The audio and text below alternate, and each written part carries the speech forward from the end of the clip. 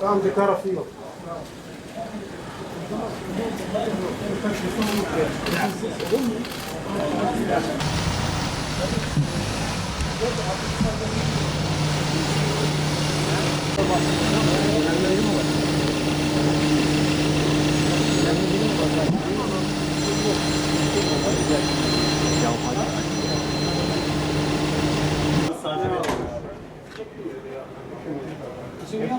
Tamam.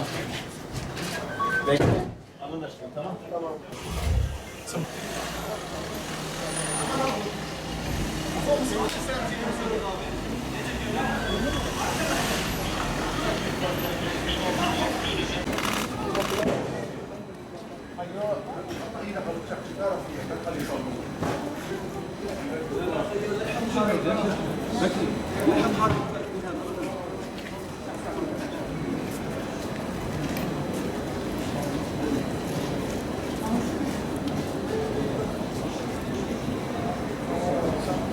Olmazsa söyle bana. Bizim o adam izledi ama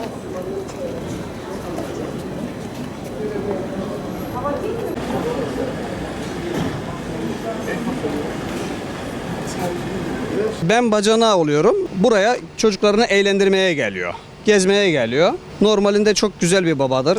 Ehmalci bir baba değildir asla. Buraya geliyor, akşamına da Hatay'a dönüş yapacak. Çocuğu peşine takılıyor. Baba ben de geleyim diye ısrar edince çocuk araca binince ve çocuk uyuyor araçta. Babası da iş yerine geçiyor. Kardeşinin iş yeri var. Orada bir ziyaret yapıyor. 5-10 dakikalık bir ziyaret diye geçiyor ve ziyaret uzuyor. Çay kahve muhabbetine dönüşüyor. Bir 30 dakika, bilemedik 1 saat en fazla süren bir süre içerisinde. Çocuk araçta uyuduğundan dolayı camı da açıyor. Bir 5 santim kadar aracın camı açık. Çocuk havasız kalıyor. Şimdi aracı gölgeye park ettiğini zannediyor ama baba belli bir şeyden sonra gölgeden çıkıyor araç. Güneş geliyor.